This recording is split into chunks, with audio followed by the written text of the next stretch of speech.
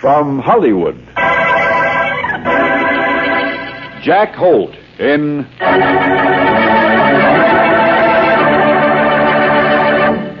The Unexpected.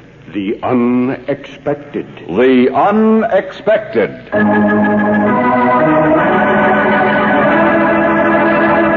Life is filled with the unexpected. Romantic, tragic, and mysterious endings to our most ordinary actions. Dreams come true, or dreams are shattered by sudden twists of fate in The Unexpected.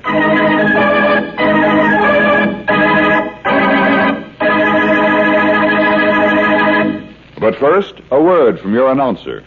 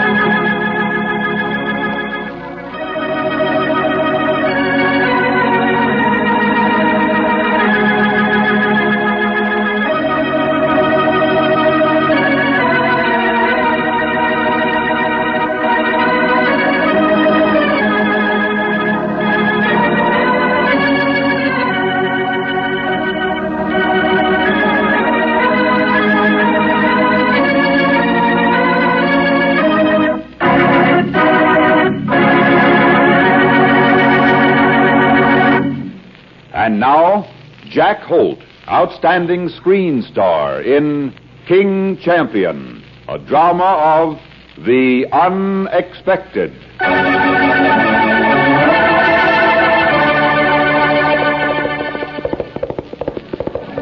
I stood there in the fog at 5 in the morning. The wet California mist drifted off the grandstand and seeped in the open collar of my sports shirt. I hadn't had any breakfast, and I wasn't so sure that I could afford lunch.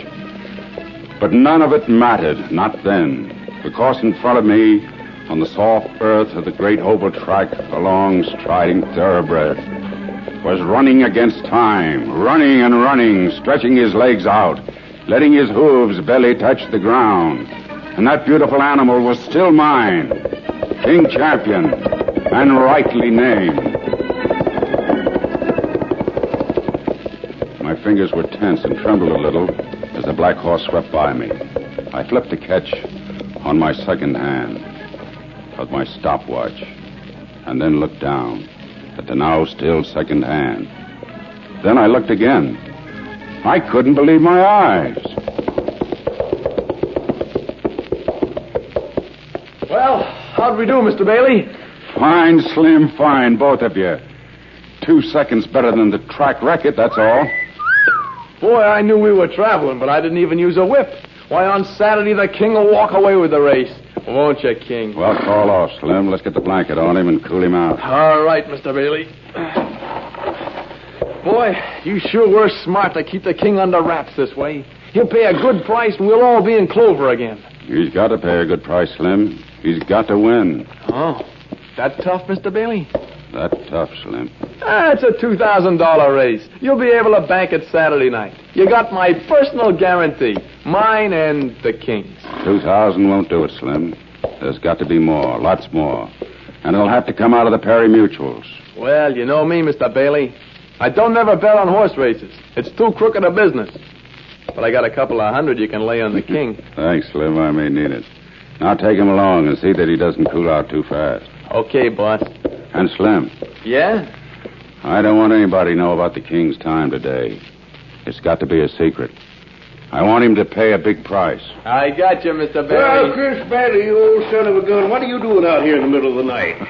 Hello, Martin. I didn't see you there. No, I'll bet you didn't, you old trickster. Sneaking out here for an early morning workout. I know your tricks. That's all, Slim. Take the King back now. Right. Well, sir, that's a pretty good animal. Fair, considering. Considering what? Well, he's better on a solo run. Other horses frighten him during the race. Is that your story? Yep. Now, listen, I clocked that nag. I know what you're up to. Trying to sneak a sure winner into the race next week. Well, it won't work. Look, Martin, do me a favor. Don't talk about the king's time today. It's very important to me. Well, sure, Chris. I won't say a word. Thanks. That's mighty decent of you. No, I wouldn't say a word. Because your little stunt hasn't got a chance. What do you mean? Have you ever heard of Blue Lady? Who hasn't? Won the handicap at Saratoga last year. Ben Thompson owns her. Not anymore. Blue Lady belongs to me. She does? She does. Well, congratulations, Martin. She's a good horse. Well, I tell you, Chris, you better save your good wishes. Because I'm running Blue Lady next Saturday. What? Yep. That's why I don't care how fast your nag works out. I'm glad he's in good shape. The lady runs a lot better with competition. And I'm out to break the track record. Well, I'll see you around, Chris. Good luck.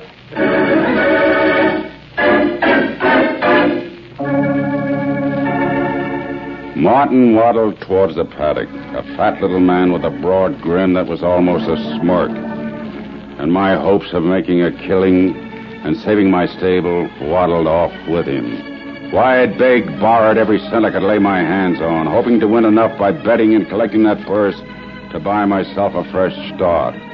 But my big chance was gone.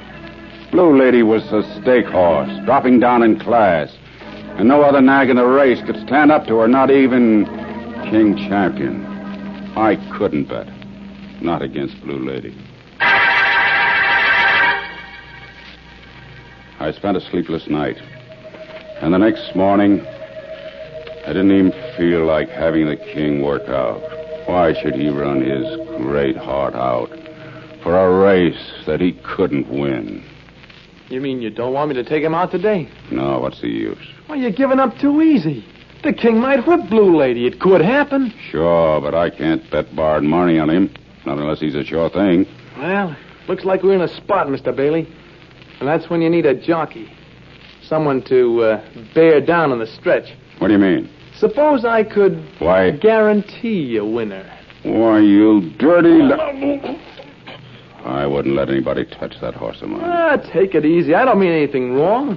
All I'm saying is I can fix it so the horse you bet on wins. How? Easy. You bet on Blue Lady. You'll lose the purse, but you can win enough to more than make up the difference. Oh, I see. I think I get you, Slim. Yeah, now you're talking. So I hold the king back. The lady's bound to win. You're bound to win. And next time the king pays a better price. How can you lose? Yeah, how can I lose? It wasn't really dishonest. That is, not exactly. After all, there's no rule that says the horse has to win. So I told Slim to make the race look good. To bring the king in second or third. But not let him win, no matter what happens. Blue Lady had to hit that wire first.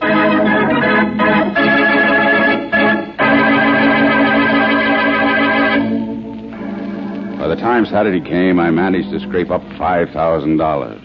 And tickets on Blue Lady at 5 to 1 bulged my pockets out until my suit looked like it had a slight case of the mumps. I was still wishing my luck, toasting myself and Blue Lady in the mirror of the clubhouse bar, when the bugle announced the big moment was at hand.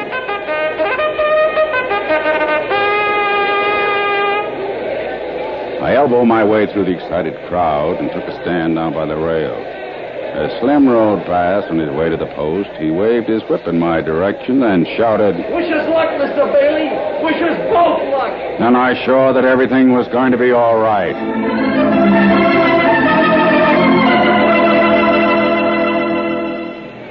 Blue Lady was a bad post actor. They had a hard time getting the race away. But when they went, my heart went with it. Because the king took command. They're off. It's King Champion by half a length. Free Boy is second and Fast Driver. Blue Lady was well back in the field, but she hadn't made a move yet. Slim was letting the king have his head, giving them a race for their money. But now, when the chips came down, I knew that Blue Lady was coming in. In the backstretch, it's King Champion by a head. Fast Driver by a half. Catherine D by 2 lengths. Bingo, Dicky Boy, and Blue Lady. Why didn't Blue Lady move? It was getting late. Something had gone wrong. I could hear myself yell, "Come up!" Then I realized that somebody might recognize me, so I yelled for the king instead. He was still showing his heels to the pack as they turned for home. I could see Slim standing up in his saddle, pulling back on the reins. But there was no holding the king. He was too much horse. Turning for home, it's King Champion and Bingo. King Champion and Bingo. And here comes Blue Lady. She came like the wind. I felt that this was it. If Slim could just hold King back, Blue Lady would win, and I would have $25,000. Into the stretch, King Champion, Bingo, and Blue Lady, neck and neck. Bingo falters. It's King Champion and Blue Lady. King Champion and Blue Lady. It's going to be a driving finish. It was too late. Slim couldn't hold him back. My king was going to win, and I was going to lose. At the wire, it's Blue Lady by a head. King Champion is second. Bingo is third. Followed by Catherine D., Fast Driver, Ree Boy, and Rich Earl. The winner, Blue Lady. I almost threw my hat in the air with joy as I ran towards the Perry Mutual windows to be the first to collect. Though he'd never know it, Martin's Blue Lady had saved my stable.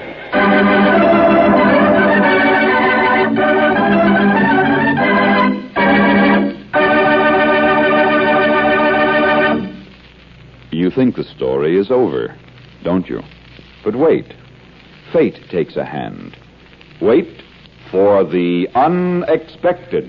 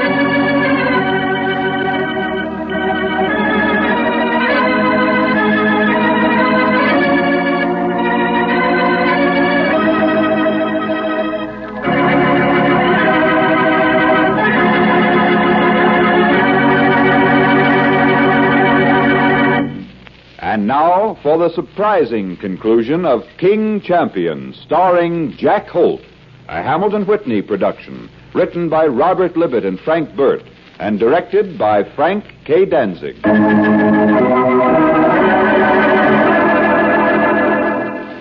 I was waiting at the cashier's window with $5,000 worth of winning tickets in my perspiring hand, when Martin waddled up with a victorious smile across his puffed cheeks. Well, congratulations, Chris. That was a mighty good race. Yeah, not bad at all. They haven't made the announcement yet, have they? What announcement? The King Champion won. But your horse won, I saw. Well, she came in first, but that don't mean she wins. What do you mean? Well, I tell you, Chris, I heard how hard up you were and how much this race meant to you, so I just kind of decided to let you have it. And I ordered my jockey to keep the lady back, and if she still won, to toss off some weights after the race. Attention, ladies and gentlemen, attention. Blue Lady has been disqualified. The new winner is number 5, King Champion. Yes, sir. Well, Chris, there you are. And just between us, I had a few bucks on your horse. So we're both winners, aren't we, Chris? Boy, we're both winners.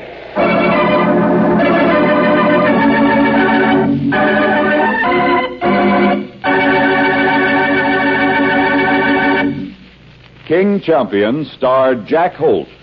Listen again soon for another of your favorite motion picture stars in a drama of the unexpected.